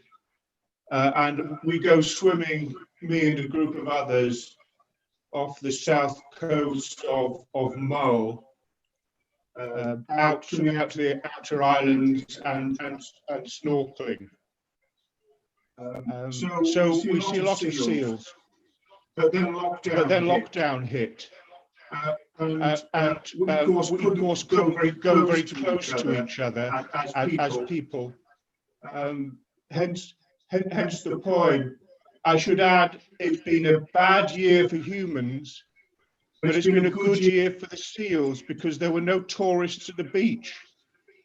So they could come in and not be hassled when pupping and so forth. Here's the poem. It's called Swimming Apart Together. We meet at the beach, but keep 2 meters apart. When changing, when drying, when walking in, when swimming, when singing. Curious young seals, not yet wary of our species, swim close to us, and no tourists sing. Few will arrive this year, so the bay belongs to us and the Kilroys of the surface, when circling the buoys, when swimming through the rack, when bathing in the sun, when swimming with the tide. At times, we're closer to them than we are to each other. We can touch the seals, but not each other. Thank you. Thank you very much. And it's so good that you're with us today, Seth. But, you know, so Wonderful to be here. yeah. Okay. And now we're going to move to Shirley Gillen. Shirley is currently a Scottish Book Trust New Writers Awardee. She's lived in and written from many different countries. She's just completed her first novel based on a year she spent working in a refugee camp situated precisely on top of the equator. When not writing, she loves to hang out with her grandkids and walk barefoot along the shore. Shirley's going to read from her story, A Loop of Faith. Over to you, Shirley. Thank you very much. It's really nice to be here with everyone, and it's been so inspiring to hear everyone else's work. So thank you. I'm just going to read a bit from the beginning of A Loop of Faith. It's on page 91. How do I know that I'm still alive? I'm inexperienced in matters of death. In matters of life as well, it turns out. I'd kick myself with the legs that brought me in here, punch myself with the arms that pulled me on, but can't seem to locate them. My nose starts to water with my eyes, but I'm unable to lift a hand to wipe either. From breath to death. Is it an obvious departure? Will that be the only border I cross on this, my final trip? It began with such promise. Has it all been for nothing? Everything about to be snuffed out with a final grasp for air in this unholy place. Not a candle to mark my passing, not a flame to guide my way. I want to find my phone, press a button for a flash of relief from this dark, access a map to see where I am. Ask Siri if I'm still alive. I feel as if I'm being swallowed by an ocean. Maybe I am already dead. Shall I just accept it and let myself sink, drowning all my father's hopes as I go? It was Hun-Ma who first told us, returning from the city with a grin and an offer, just as our rice was glistening emerald in the fields. Jobs and money, he said, a chance to escape the poverty we'd all had enough of, bellies empty on our sleep mats, kids crying in their dreams from stomachs cramping in complaint. A year, he said. Sell a bit of land for the ticket, get to the UK, work till your pockets are full, and come back, rich. Build a new house, feed the whole family forever, he said. Escape, work, return, rebuild, bloom like a lotus, he said. I remember my father and I looking at each other over the grain-dense stalks, feet sinking in eddied earth, a harvest more hopeful than for a long time. He and I talked into the night, I, for once, the cautious one. My father was convinced and persuasive. Hun-Ma has offered us a good deal. We only need to sell half our land, and we don't even need to actually sell it, as Hun-Ma's uncle will take it from us and arrange everything. Travel, passport, visas, work. The work sounded good. Growing crops indoors in England, crops that were like diamonds, crops that would change our lives. And I could return after 12 months, pockets and belly full, and buy back our land. I wanted to share my father's enthusiasm, respond to the light in his eyes that had been dim since my mother passed. He'd always intended a better life for me, to leave the endless tilling and tending of fields and go to the city and study, or at least work in a job that didn't involve being ankle deep in mud. But he'd crumpled after my mother died, and I'd stayed. He felt guilty and saw this as the opportunity I'd missed, the chance for him to make up to me for what he thought I'd lost. So he'd done it. handed over a chunk of his only lifeline. And once it had happened, and I was saying farewell to him, to our village, to our country and our continent, I started to feel hopeful, buoyed up by those I travelled with, united in optimism. Is this where all that ends? That's wonderful, Shirley. It just gives you such a flavour of the hope that goes with such desperation. You know, thank you very, very much. Next, we're going to have Lynn Valentine. Lynn lives on the Black Isle. Her work is widely published and appears in places like Northwards Now, The Blue Nib, Ink, Sweat and Tears. She had a poem commissioned by the Scottish Poetry Library this year as part of their Champions project.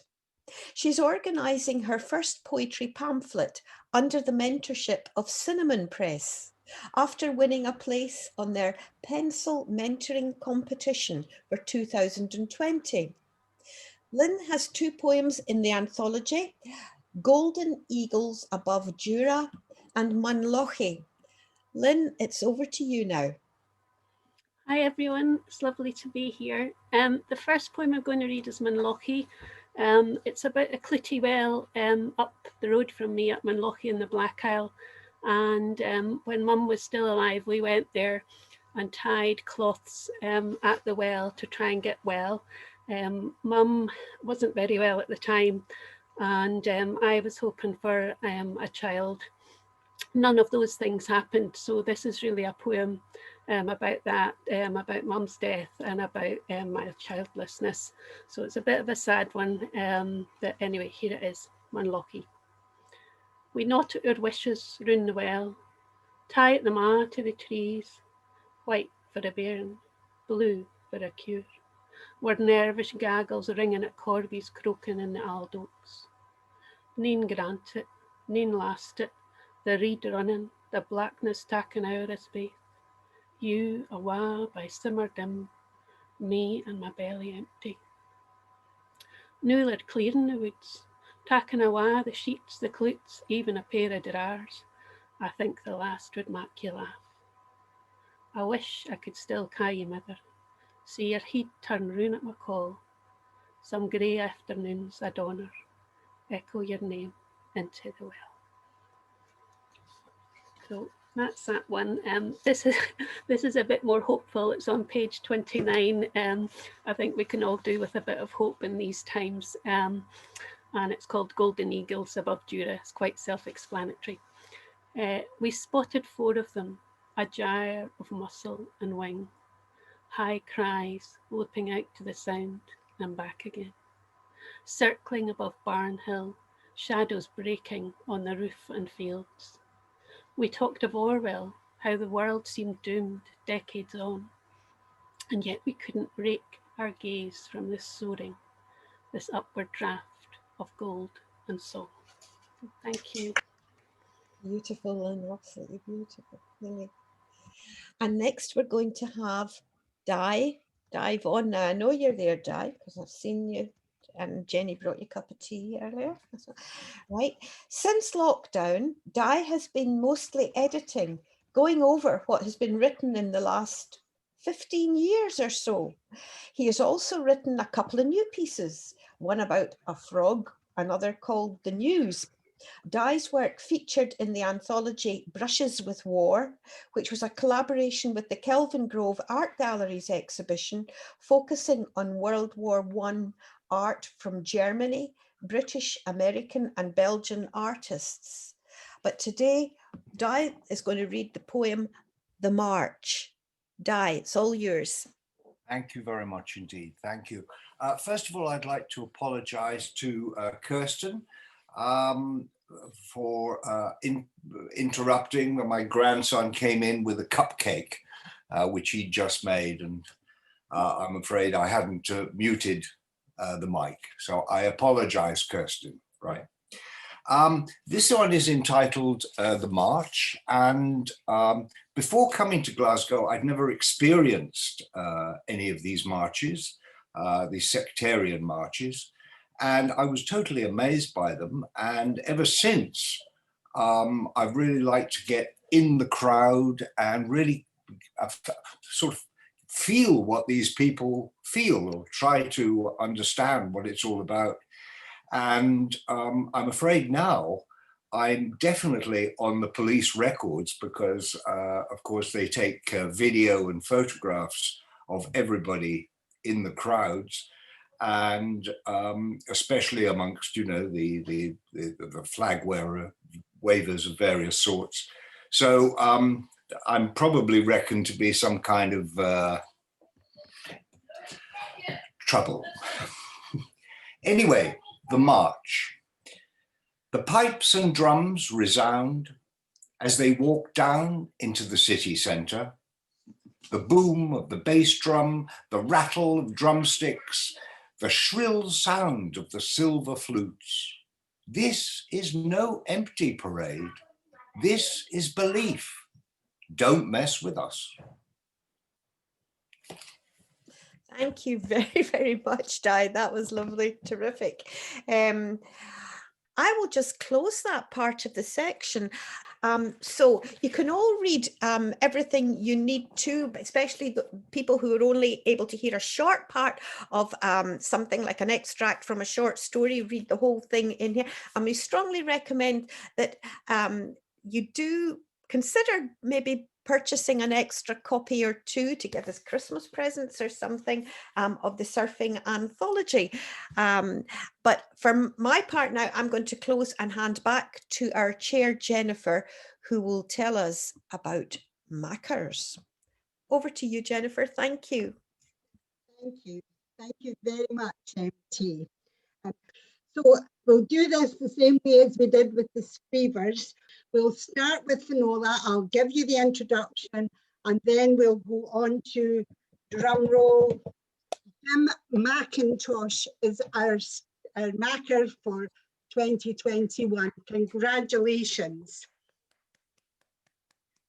So now I'll introduce Finola, who is a very, very busy lady, and you'll see why. Walked in, she writes, and since December, she's had over 70, I'll repeat that, 70 poems published in magazines, newspapers, and online sites. The postie brings anthologies containing her work regularly. Over 20 so far this year, from collections about new towns to political responses to the climate crisis. Her poems earned readers' awards from Ink, Sweat and Tears and Orbis. Finola has been on radio, has her work in art exhibitions and recorded video readings, as well as taking part in dozens of workshops. She's touring with her own workshop for our members, and I can thoroughly recommend that. Here's to next year, says Finola. Finola, let's hear something. Hello, thank you very much, Jennifer, and thank you to everybody. What a fantastic afternoon it's been, such beautiful poems and a terrific range of subject matter and style, which I think is always lovely to hear, and it's very inspiring. I have got two poems that I'm going to read today that are linked.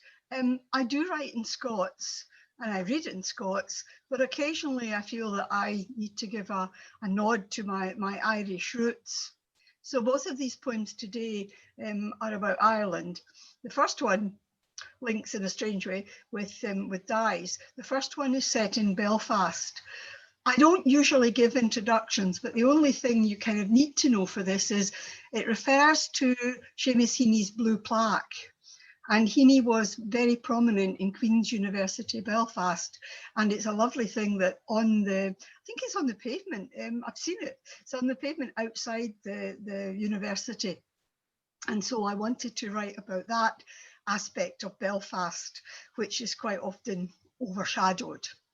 And the other poem I'll introduce now, so that it's not interrupted, is about Dublin. And a Federation pal, poet pal, and I went to Dublin on a hootenanny.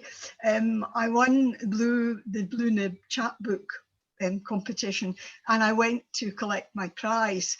And because it was near Christmas, two of us went off together and had a right old carry on, some of which appears in the poem.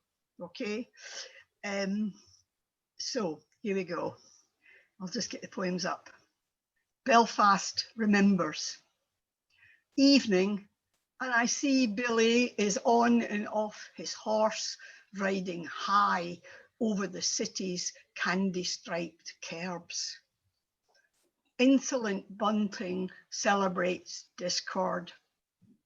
Above me, the Divis towers flaunt rival flags. Tommy Sands glares from posters. Masked men prowl the streets in murals, but Heaney's blue plaque tells a different tale, tears divisions down, opens my core to ploughed fields, Atlantic roar, swan's wings, decent lives. His blackbird sings. And this is Dublin, the old country, Dublin. Huddled in a doorway off Poolbeg Street, James Joyce rakes the bins, falls into Madigan's for hot port with 3 women drinking for 10. He insists on lemon and a little snow tonight. I swear the folk here borrow each other's faces. They share them out on Sundays, stuffing boiled ham and scallioned mash into fresh mouths, new words, requests welcome if the harmony is known. One of the Dubliners, I forget his name, brings our Atlantic platters, asks if I want sauce. He knows I want sauce. In a thick voice, he sighs, fair play to you, and leaves to bestow chicken wings on the folk at the bar. On the halfpenny bridge in soft drizzle, that man in Donegal tweed with my father's face calls over to me. I wish I knew what he said. Thank you. What I should have said was it's incredibly exciting to be here and to be handing over in the future to Jim Mackintosh, who has done so much work with lots of the Fed people already, and with his football programme, projects and various things, his Darg Hamish Henderson project. So it's such a thrill, and it's, as Charlie said, to be in such a prestigious line of people. I'd like to thank you for my year. It hasn't been the year I thought it might be, but that's life. It's been a different year, and it's been an exciting year. So I thank you all, every one of you, and I look forward to finishing off by doing the next couple of workshops. Okay, thank you very much, Jennifer. Thank you, Finola. I think you've done incredibly well in the difficult circumstances we've been in. You certainly have. And of course, on the 17th of December, it's our big, lovely Christmas event where the inauguration will take place. So you're getting a wee sneak preview of our new Makar for next year. Thank you so much, Finola. Now, Jim has provided me with an introduction. I hope I do it justice because it's during COVID and beyond. Jim is the socially distant author of 6 poetry collections, the masked editor of 2 anthologies, locked down poetry editor for Nutmeg Football magazine, isolated poet-in-chief of the Hampden collection, multi-tiered approach poet-in-residence for the Kaituroon Eco Museum, tested and protected programme manager for the Hamish Matters Festival, actively 2 meters apart from roles on the Friends Committee of William Souter and Hugh Miller, and owner of a large quarantined wardrobe, overflowing with freshly knitted normals, uncertain which one fits today, far less tomorrow. who is currently spending time knitting mothballs for 2 theatre productions, a poetry dance collaboration. Thank you for that, Jim. Over to you. Hello, good afternoon, everybody, and thank you, Jennifer, for those for having a go. It seemed funny at the time when I wrote that, but anyway, probably shouldn't have bothered. All the kind of words honoured and delighted go through my head, but can I just say I'm fair chuffed. I'm pure dead chuffed to be here, and to even try and follow on from Finola is a tough act, especially this year when everybody's had to pivot and swivel in different directions to find some sort of sense of normal, you know. And in fact, I don't know if Sheila Templeton's still here, but not to be too controversial, but she's the last person in the world I hugged back in it Stanza Poetry Festival. No, heaven knows we never thought where we'd be now. So yes, you know, apologies. I'm also very new to this kind of Zoom. I think it was Mary was the newbie. I think there's 2 of us, Mary. This is only the 2nd time I've been on a Zoom with more than actually 2 people on it. And Zoom for me, with those of a certain age, should still be a nice lolly somewhere in the 60s. But so Zoom, aye, I'll get used to it. This is not even my laptop. I don't even have a laptop. So this is going to be a hoot for the next few months as we'll have this journey together. There we are. I'm just into this and I've started using the word journey already. So I have to read a poem, is that right, Jennifer? I have to read you a poem, right? Well, back in March, I started writing a series of poems. I didn't think it would, it's more really as a kind of cathartic, keep myself sane process throughout this bourich that we're in. And it ended up with this series of 25 poems called Elements of Isolation at the Birth of a New Normal, which will never see the light of day as a pamphlet or whatever, but if you ever want a copy of it, I mean, folk I've been sending it to them and they've making wee donations to charity. I think we've made about £400 or something so far, which is quite good. Here's one poem. It's really, they're just responses to where we were on particular days during lockdown. And this is kind of one of the cheerier ones, really, to be honest. The rest, you'd be slashing your wrists with rhubarb if you hear some of them. But this one's called Daily Exercise at the End of Week 6. It's 5:33 AM. They haven't turned up. I'm relying on the blackbird to switch swiftly from dawn joy to intruder alarm, or maybe go quiet. A silent clue. Why have they not turned up? I haven't slept at all. With every creak of wood, of every passing car, I expect the knock on the door, or maybe they won't knock, will they? Black balaclavas swooping in, panther crawling to spirit me into detention. I'm overwhelmed with guilt-ridden exhaustion. I meant to do the rule, that 1 hour of daily exercise. But all the weaving, the nervous hellos, the smiles, even her across the road. She called me by my first name. A month ago, she wouldn't have waved at me. I'm not used to walking for an hour. I stopped. I watched the ducks dip. They paddled by. I sat for a moment on the new bench, Jean's bench. The neighbourhood watch put it there for Jean, who planted all the bloom pots. I must have fallen asleep. My hour became an illegal 85 minutes. It's 5:47 now. We'll be here shortly, I know it. Her across the road will have grassed on me. That's why she knew my name. She's masking snitcher's guilt. Or maybe it'll come by post, like a fixed penalty notice. I'm too tired of daily exercise. I'm too tired of thinking too much. I'm not used to doing anything for an hour.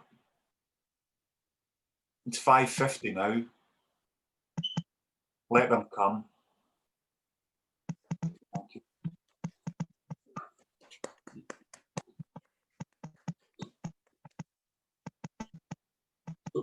Do I just shut up now? I think that's... Chris, you've got another wee poem you want to read? It's entirely up to you. I'd like to read another one. Right, well, read us another one and then I'll close everything off for everybody. You'll get used to this. Marie-Therese and Finola will tell you, for God's sake, don't give Jim the stage for more than 5 minutes. No. Well, you can take advantage of me now if you like. I mean, for getting me off.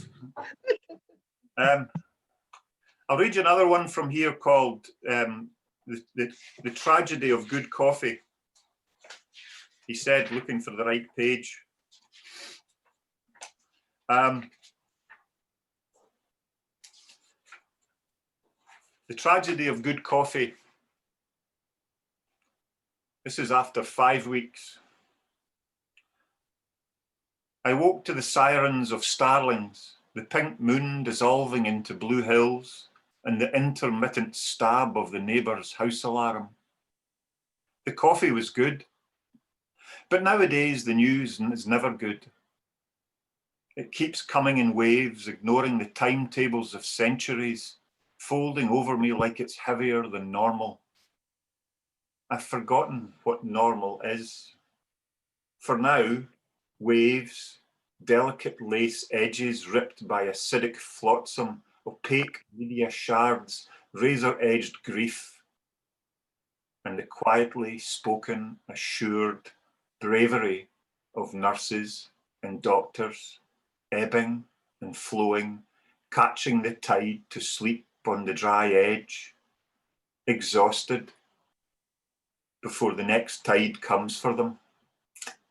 But that's the distant, quiet tragedy of heroes, because for now they exist to allow us to curse at starlings, sigh at neighbours' house alarms, and drink good coffee. They focus, have no time to enjoy the view, the warmth of a day rising, precious laughter of family days out remain packed away, and they wade out again into the deep waters of coronavirus to hold the hands of the drowning and keep who they can afloat, while I walk into the kitchen where the tragedy of coffee is good. Thank you. Wonderful, Jim, wonderful.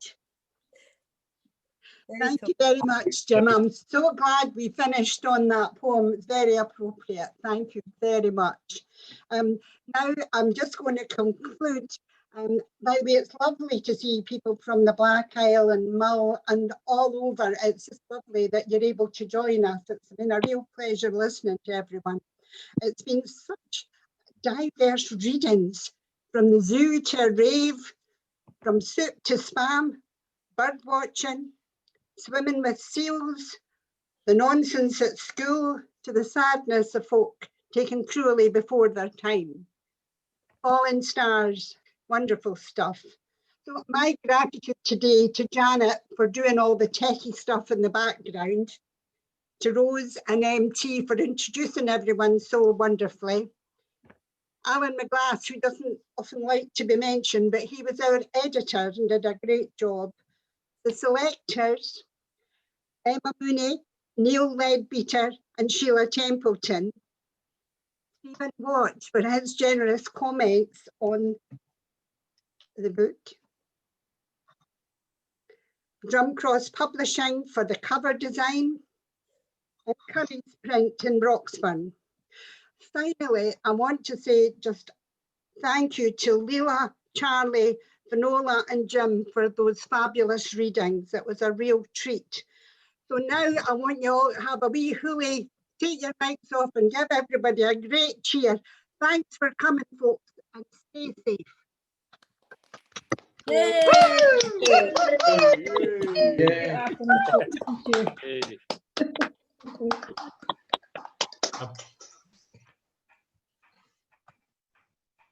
Thank you so much to Jennifer. Applause to Jennifer.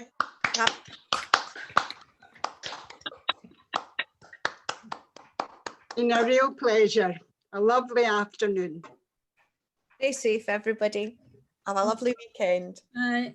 Thank you. Thank you. Thank you. Great to Thank see you. you. Nice to meet everyone. Thank you. Okay, I'm off. Bye. Bye, MG.